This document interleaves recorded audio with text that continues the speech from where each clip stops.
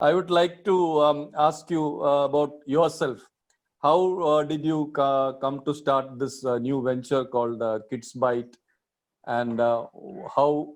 What is exactly what? Who? I mean, a brief introduction about yourself and also your company. How did you land Definitely. in this place? Yeah.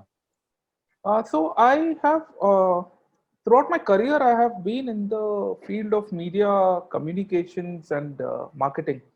Uh, I have in the past worked with organizations, the fintech called as Neo Growth. I've been in the leadership team with an e-commerce company called Just Buy Live. I worked with Bank of America, Merrill Lynch, Crisil, and a European IT giant called as Atos. And I've been in this field of communications and media, and like any adult or young adult, we keep getting news and updates on the go, right? So today we are all living with mobile phones in our hands, and I think news and updates and content is something that we are very familiar with. What I realized is that children don't have that luxury. How often would you find a child getting excited when a newspaper actually comes in at home? Yeah? Even if you look at the entire edu-tech space per se, uh, in India today there are 3,500 different edu-tech startups, and primarily most of them focus on curriculum-based learning apps, like you would call them, or they're focused on exam preparations. Uh, Non-curriculum or content which is beyond the textbook is not something that is being looked upon. As a result of which, there is a lot of content out there which may not be age appropriate for the children, or the children are also getting exposed to content which is fake, in terms of fake news that is very very prevalent today. I think keeping all this in mind, what we have built is a news and knowledge platform where there is content which is created apart from or over and above what the textbooks would generally provide. We believe that engaging content creates engaging learners, and engaging learners are definitely more better learners and more well informed as such. So it is our mission to have children at the center of it all, and uh, to have tomorrow's responsible citizens is what we are responsible in the true sense, is what we are aspiring out of the startup, and that is what our team has been dedicated to. So we typically curate news and knowledge bites across platforms. We rewrite it in a kid-friendly, curated way that children would generally like. Our content is in three formats. Children can read. There is an audio functionality where children can simply listen into. We have also launched our own unique platform called as channel called as Kids by TV. Kids by TV is a channel where children uh, it's a channel for students by students, where we give an opportunity for children to become news anchors and to present interesting news and knowledge for the day. Earlier, children used to come to our studio, but now during pandemic, children are more than happy to share their video bites at the comfort of their homes. And along the journey, we have created our own OTT platform. So we have our own. We used to rely on YouTube earlier, and now we have our own video streaming service from where we host our videos. We've had a couple of partnerships with Geo News as well as with MX Player, who are glad to have our kind of video content on their platforms. And we are looking at uh, this population of children who want to understand things in the right sense and not jump on to different kinds of news which may necessarily be sensational, if you know what I mean. So that's our humble attempt. So it's great because of your exposure to the media industry and maybe entertainment industry. You are thought of this kind of an idea. Correct. But another thing which I would like to you, your words like engaging children and engaging learning, though those things are very relevant now. But there is always the concern that people are now spending, children are now spending more time before the screen. Correct. So that is one of the challenges that the schools and also edu startups or edtech players need to think about when they plan something. So, is there any way out to optimize the time spent before? Even my child, I mean, my daughter, who is in now sixth standard, she was always complaining. Now, when she sees the monitor or the lap or the what you call mobile device, she gets scared because earlier that is not the case. So, how to go about finding an I think optimum? I think screen is here to stay, but I think the focus for all edutech startups is how to provide healthy screen time for children.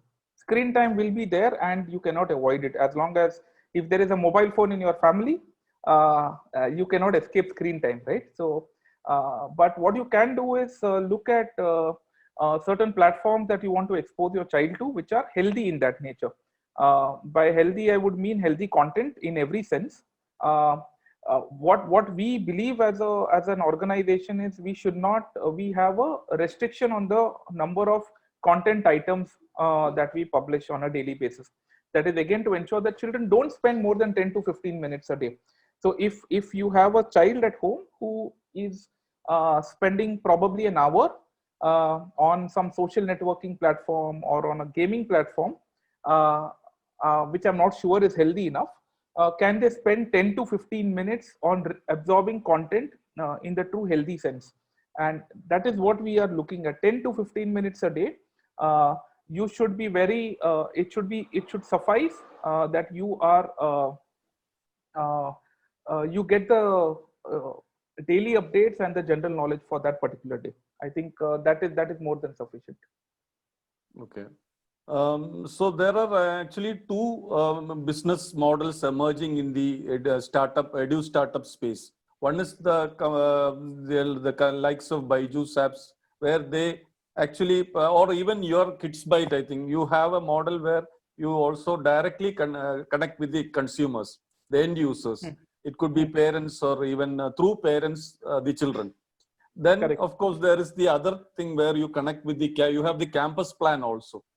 Where you connect directly with the schools. So Correct. how do you go about these two models? Because these requires different kind of strategy. And what is the way that you go about? So the way we are going about it is, of course, there's a model where we are trying to explain the benefits to the schools um, in terms of what will the student get as part of their subscription for the platform. And now it becomes even more critical and crucial because since we are digital and children are at home, it is that much more convenient to provide content which is relevant for them in an age appropriate, kid friendly manner. So there is the same subscription model which goes out to schools, where we are approaching the schools on a one-on-one basis. And then of course there is a model where we are trying and looking at parents who become influencers. What we've realized in this whole thing is ultimately it is a child who is a decision maker. I mean, how much ever you say. So when we have realized that when children download the app, you know, they take their parent phone or they have their own phones, and when they download an app by themselves, the chances of them actually using the app and using the platform is far more than when the parents ask them to do so. I mean, how many parents have actually told their children download Facebook or download Instagram, download Snapchat? It does not happen, but the children download it by themselves, or download games which are today banned because they are Chinese games. How many parents have actually advocated that to their children? They don't, right? So the children download it by themselves because of word of mouth and because they think it's very cool. But what we've realized is that when children do that by themselves, I think they using the app, the chances also increase, and there is better engagement on an overall basis. Okay. So your focus is on what do you call, you have Olympiads, so some kind of competition, and your age group is actually from grade 4 to, your products are targeted at the grade 4 Yes, to so 12. typically grade 4 to 12 is what we're looking at, and pushing content or on a regular basis is one part of it, but how do we ensure that there are more engaged users at the end, which is where the power of digital again comes in, because we have today gamified the whole experience for the child to read and absorb news and other content. So every time the child, reads a particular news article or a news bite, there is a quiz which is attached to it. You start playing those quizzes and you start earning points.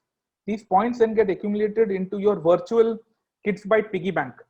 And then there is a leaderboard which tells you what is your knowledge quotient, what was your knowledge quotient last week, what is it this week, and where are you on an all-time basis, and where are the others, where are your peers and friends, where were they last week and where are they today, and where are they on an all-time basis. So this kind of a power is only something that digital would really give you, and creating a gamified experience for children ensures that there is more engagement between the user and the platform. Okay. So you might have gone through the education policy in detail, being in the edu startup space. It talks about a lot of new skills, 21st century skills, that is critical thinking, problem solving. A lot of areas maybe which is much different from the rote learning model we followed for long after the British left us from the colonial rule. I mean, of course, looking at your products, is it more focused? And my concern is whether it is more focused on knowledge acquisition rather than putting their skills to test in some way or the other. So we are focused on our key USP, if you talk about, is content. So we are giving children content which is essential. Well, we will have certain segments like a dedicated category called science and discovery, where I'm encouraging children to not only read their science books but also to know what is today's breaking news in science around the world. What is today's breaking news around technology, and gadgets around the world. Similarly, other topics like what is today's breaking news with sports, or what is today's breaking news when it comes to India news or world news, etc. So these elements are guiding children in the way that they get a more holistic approach, while trying to absorb knowledge which is of a decade old or history per se, versus telling you what is today's latest news which I have curated only for you, makes a lot of more difference, and it adds much more relevancy to the whole point. But I think while the new education policy is definitely something that we all appreciate, and I think it is a step in the right direction, there are different skill sets that a child would require. There are a lot of new age skill sets. We also focus on aspects like we have a program called as a junior journalist program, where we encourage children to write, where we have a program which is called as a Kids Byte TV anchor program, where we encourage children to face the camera, be more confident. These are also certain soft skills which are always good to have for kids. Okay, so basically you are knowledge focused programs, and where some skills are developed as part of that process. Yes, so that is you are not only a part of consuming news and content, you also become a part of creating that content. Okay. So what has been the response of the students? What kind of outcome have you seen? Ultimately now the education policy also talks about the outcome. Our learning has to be outcome based. So what is the change that you noticed? What evaluation have you done with the children? So we have certain contests where we look at the Kids Byte Olympiad or the 15. Earlier we had a program called the 15 under 15 program.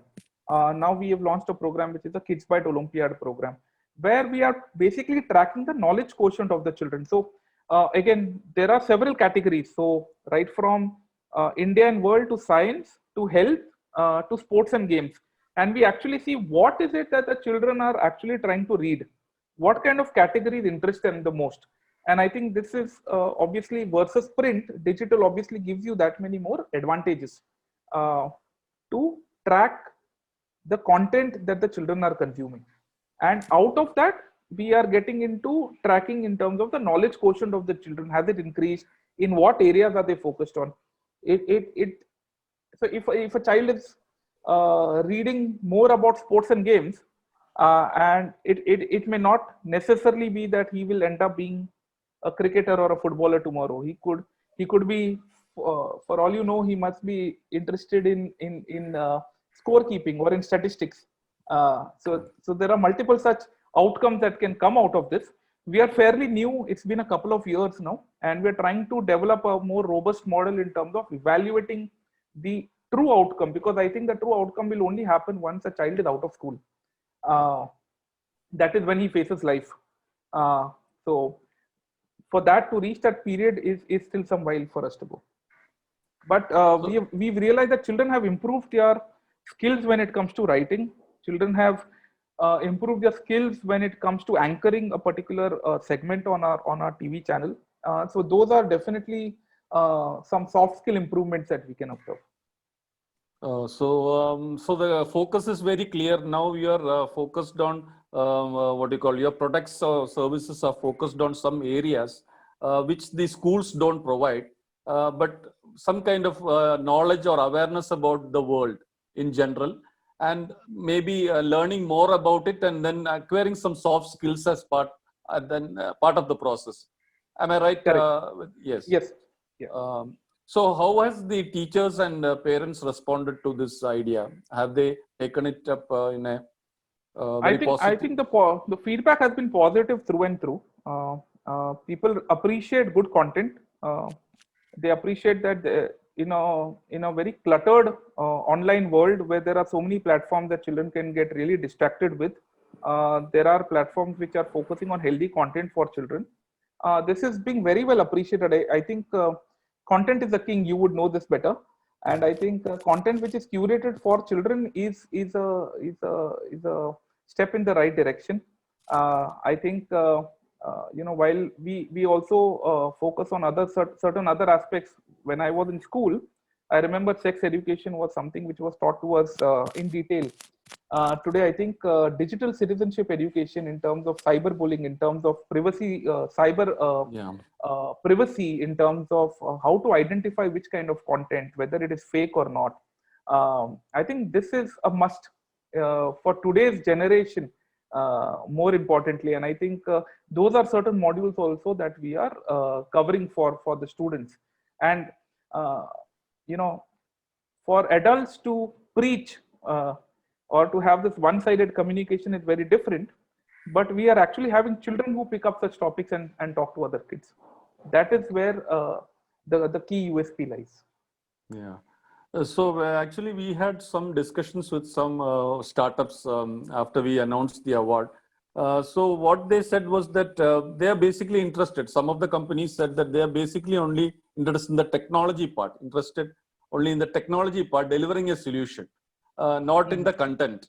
So some schools also said that we are proficient with, we have teachers who can create content.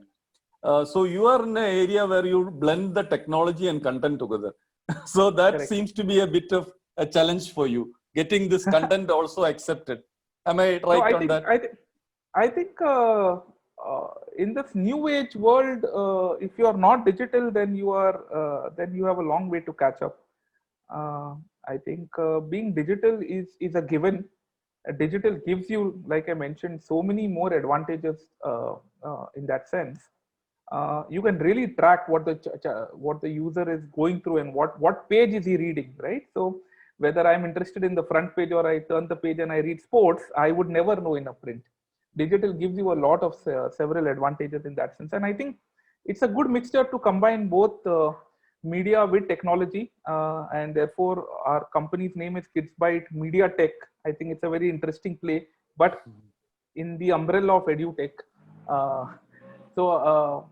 I think these are interesting days, and we found something which is very unique that we want to dig deeper and explore further.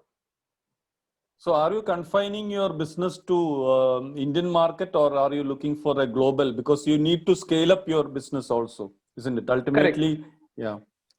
So we will be looking at both. We are looking at first going more deeper. I think currently English is the only language that we are catering our content in. We need to increase the number of more languages and to actually be India's is a large market by itself, and I think 26 crore I think is the number of students K-12. That is the size of the Indian kid population, and there is a long way to go where we start delivering content in different formats for the Indian audience itself before we look at going international. Okay. Because I think we need to start with Hindi and then get into more regional languages, which I think will help even get our content across to different boards of students also, because some of them are very comfortable with their mother tongue, whereas for some English is more dominant. So I think we have to try and get more multilingual as an app, so that we are digital in the true sense, and catering content across several languages as per your choice. Okay. So another thing which I found was that many startups have a problem scaling up their business. So in your view, is the ecosystem for startups in the right place in India? And what are the problems you generally face or which you would like to address to the policymakers? Because we also had a roundtable on this topic, and some suggestions did come up with respect to the issues of growing up, because you cannot remain a startup forever. So you need to grow in size and scale also. So are there any issues that you would like to have the policymakers? I think the whole startup environment is also starting up. Although there have been some fairly big successes with different unicorns emerging out of the startup ecosystem, but I think we are still in a very nascent stage where there is a typical model where there are investors on one side and startups on the other side who present their ideas, and the investors help fuel the company. But like I'm from Mumbai, and I'm a part of the Indian Startup Network group, which is meant for Mumbai startups here over on WhatsApp, and I get so much of communication that keeps happening.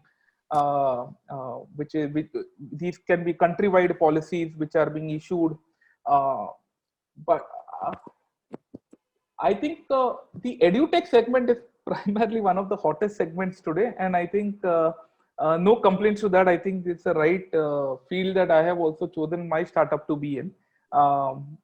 I think the time is also very, very appropriate right now, where children, if the audience, parents are concerned about children and their future and growth, and the pandemic is also creating certain opportunities for startups in the health tech space or the edutech space or the e-commerce space to grow and to flourish.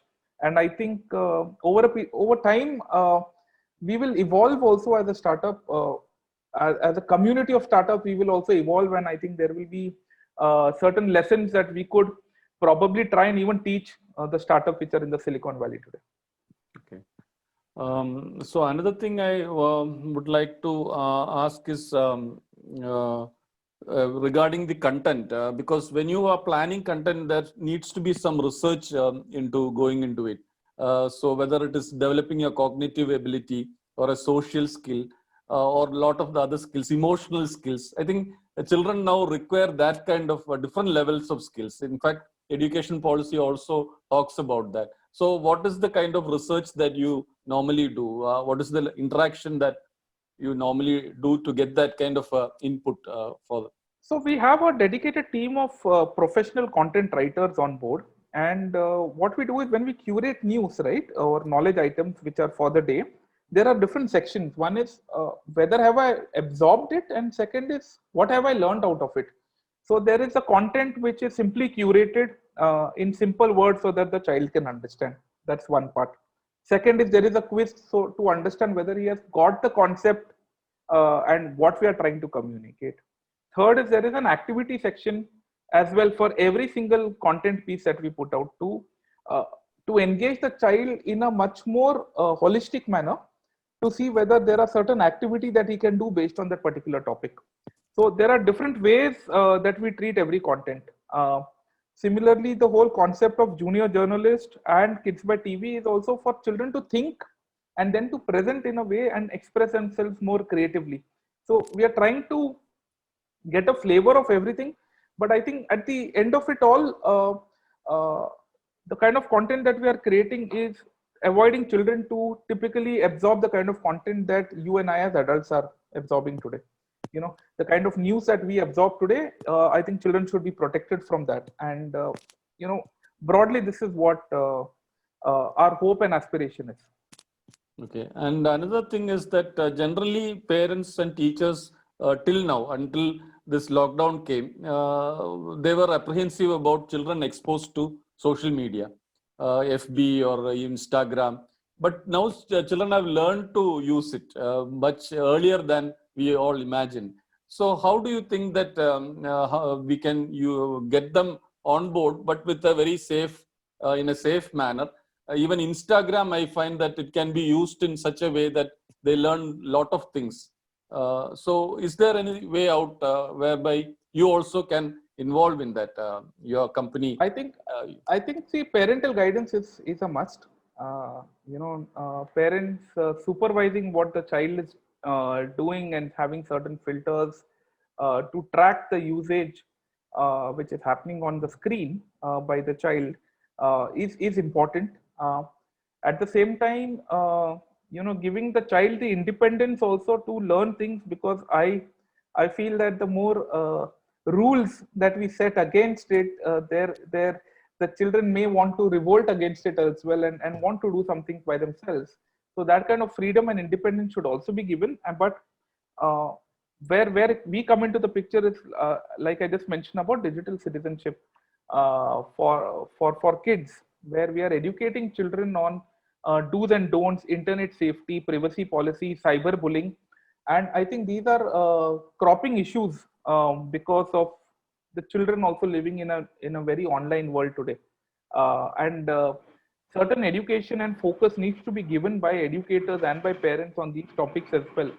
Well, when so many classes are happening online, there is a high tendency that children may drift away from that into some unknown sites that may just spring onto them, right? So certain education is required at regular intervals, and of course parental guidance and supervision as well.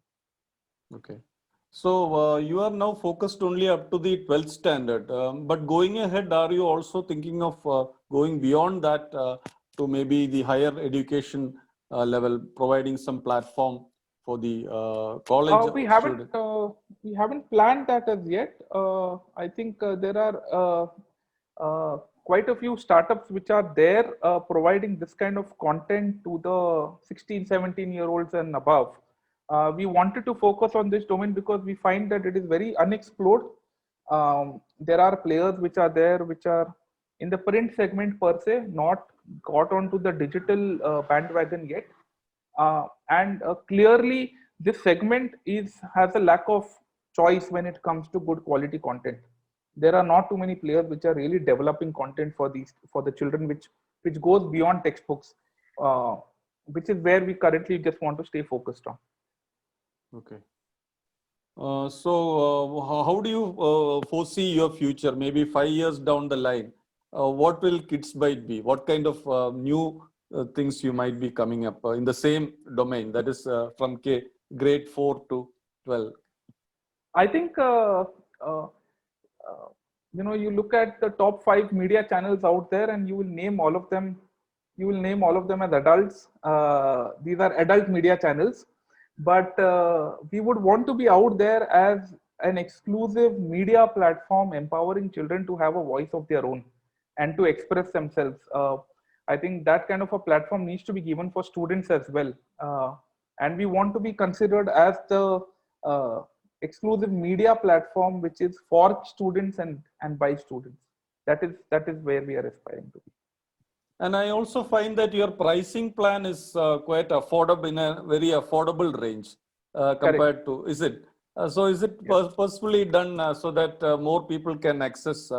Yes, that is right. So we want to reach out to as much to a more massy population, to as many users who can afford it. And from time to time, we keep offering certain discounts and schemes as well, so that there is a better offer at hand for the students using promo codes and other discount vouchers. But the pricing is very affordable because we want to scale and we want other users to get a taste of what our platform has to offer. For that reason, we've kept it in that price range. Okay. So another thing is that there is always talk of digital divide now, because so many children are not able to access this kind of platforms, either through mobile or internet or even a laptop or whatever. So do you find any solution? Because if the kind of thing that is going, the transformation that is going to take place in education, if that keeps children away, a lot of children not to have access to that kind of thing, that is not good for the country as a whole. So do you have any kind of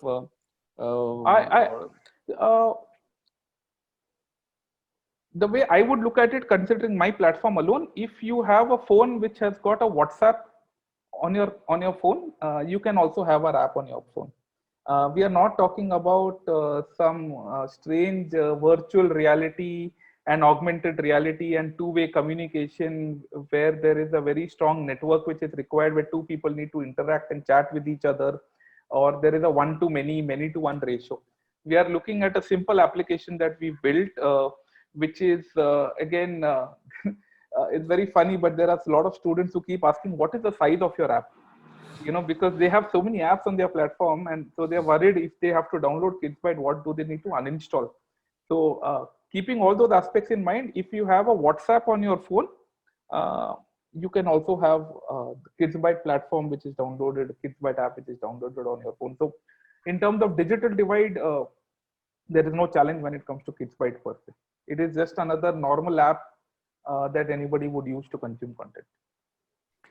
You might be remembering that the government of India had tried to bring a very affordable tablet. It was called Akash.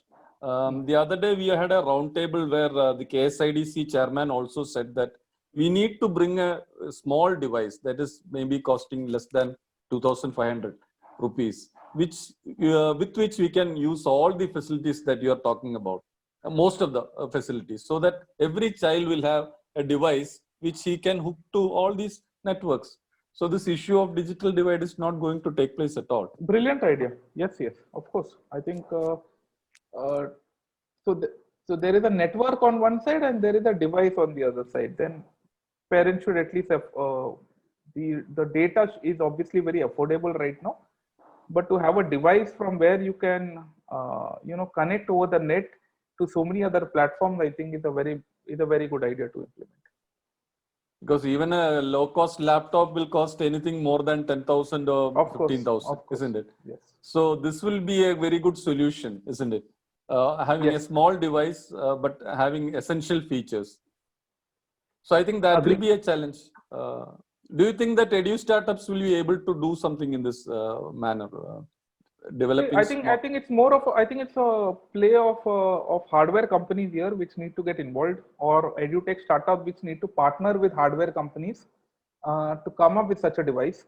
There have been companies which wanted to come up with a very low cost smartphone as well, and some of them have not ended up in the manner that they should.